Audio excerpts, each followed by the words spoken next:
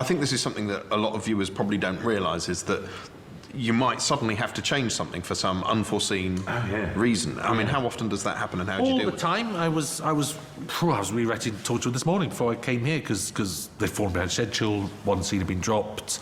I looked at it and realised you could compress that scene into another scene that's being filmed in next week sometime. So all the time, you're always on standby to do that sort of thing. Actors disappear or drop dead, but most of the time, though, your rewriting is because the script doesn't work. To be honest, that's the greatest part of rewriting, is just finding it. You know, even if you've got 60 pages, you haven't sort of quite found what you meant, and sometimes you have brilliant stuff in there that it takes someone else to point out and say, that character's really interesting, he should be at the centre of it. And sometimes you've written shit and that just needs to be cut out. I think the first draft is always a drudge, and I wish there were elves. You could just, you know, kind of lay down the canvas and stuff like that. Well, they can't. You have to do it, and you have to bleed. See, the thing about writing is the first draft is so hard that once you've finished it, you don't want to change anything, because you think, that was so hard, I don't want to ever do it again. And the truth is, you know, and what people don't realise is that the difficulty of that first draft, it's only for the first draft. The second draft will become easier, and the third draft easier still, and by the fourth draft you'll be having such a good time, because by that stage you'll have stripped away all the dead wood, and you'll be adding in all these wonderful new jokes and structural work, and everything will suggest something else. Like the first draft of The Work Outing, which had all the characters going to a gay musical, the first draft wasn't about what it turned out to be about at all. It was about Moss seeing this guy who worked in the toilets, who turned out to be a bully who bullied him at school. But the whole reason that story existed, suddenly I chucked out, and then it came alive.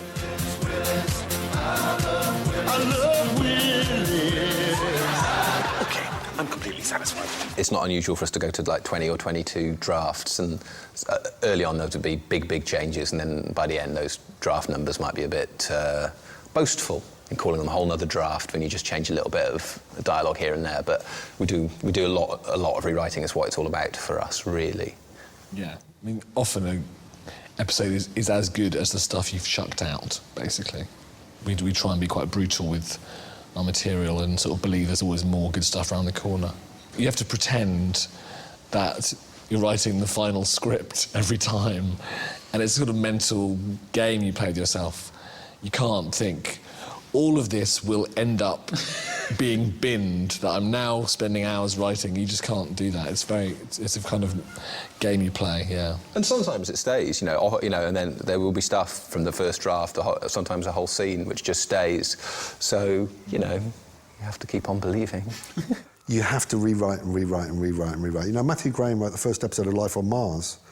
You know, 30 drafts. That's unbelievable, you know, and I'll do 10 or 12 drafts of an episode of Hustle. You know, it's kind of, you just have to keep writing, keep rewriting, keep rewriting, keep rewriting, because you're honing it all the time. You're making it sharper, crisper, smarter. How much do you actually enjoy the process of writing itself?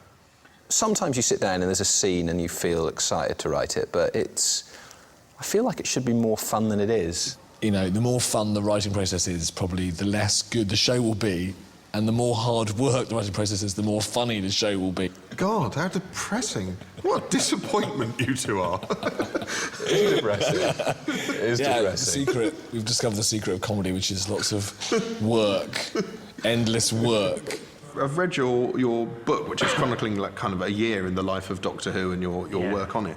And you spend a lot of time being quite miserable. Yeah, it is. Yes, I do. And which isn't. I only realised that when that book was finished. Actually, it was interesting for me to see it in print. It's like therapy, actually, but it hasn't helped. Maybe therapy never does. But maybe it's a system I'm stuck in, and it's not how everyone should write. It's not how to write. It's just how I write, and I am stuck in that system of it having to be punishing. Why is that? Why? And you smoke too much, you drink too much coffee, and you stay, and yeah, you're sort of addicted to that. It's a sort of addiction. It's like homework for me, and I have to be.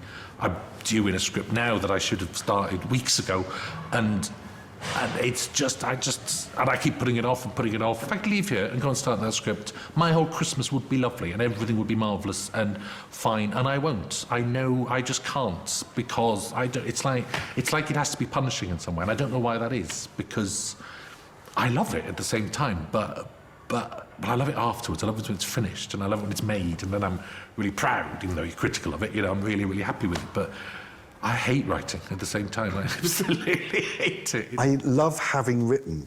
I hate fucking writing. I hate the process, but I love having done it. And I kind of love-hate thing going on there. Up until quite recently, up until about maybe an hour ago when I met you, I used to think that people in telly had a secret. I thought they all knew something, all right? All right, thanks. I thought they all had this little thing. So I remember when I first went into EastEnders and I was sitting there, and I had no frames of reference because they would talk about Brecht and Shakespeare and stuff that I didn't know what they were talking about. And so I thought, well, they all know something, and sooner or later someone's going to send me on the course that I need. And of course that never happened. One common thread that seems to connect all the writers we've spoken to so far is that at various points they felt like they were a fraud or like they were about to be found out. Have you ever... Oh, always, and now, exactly. But everyone feels like that. That's no secret. It's like if you work in the bacon counter in Tesco's, you think, oh, they're better than me in cheese. You know, it's like, that's just life. What would your advice be for anyone who's hoping to get into writing? The writer writes. That's it. A writer writes. That's what you do. The clue's in the title. Yeah, writer. Fucking write. I think one thing that really helped us was, you know, doing a lot of kind of not very glamorous work, like Jesse mentioned before, writing lots of kids' sitcoms, learning the trade, basically, because being in production or near production is a different experience. Sitting at home and pretending you're making a show, actually making one, you get to see what it needs to be done, and it really helps. If you get stuck, I think the best thing to do is pretend to put it away, as if you're going to put the key, give the key to somebody else for a week, and you'll work it out really fast. You have to beat yourself up a bit to get your best work out, and that's when you'll feel really proud. If you want to write something, don't sit down in front of a blank screen. Just if you want to write something, to have a vague think about what you want to write about, start taking notes. Get somewhere like either a notebook or a thing online or a thing on your computer where you're collecting every thought you have about the show. And don't write it for ages. Writing is kind of like having a poo, basically. It's really hard if you don't want to go, but there's a time when you have to go, and that's what it should be like. There's be a time when you've put so much stuff in your subconscious that you're just so excited about writing it that you have to sit down and get going, and that's really the secret. That's why people falter, because they start writing too soon. They don't know where to go. They sit down, they don't know what the characters sound like, they don't know what the world feels like, they don't know what the tone should be. They haven't put enough thought into these things. Best quote I ever heard, William Goldman's Adventures in the Screen Trade, and he said, writing is easy.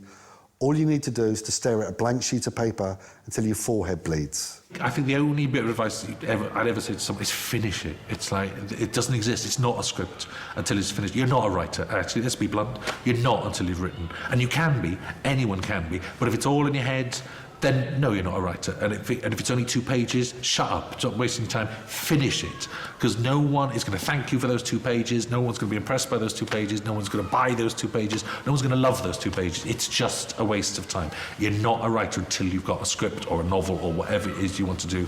Then you can start the hard work. But up until then, it's just bullshit. So get on with it.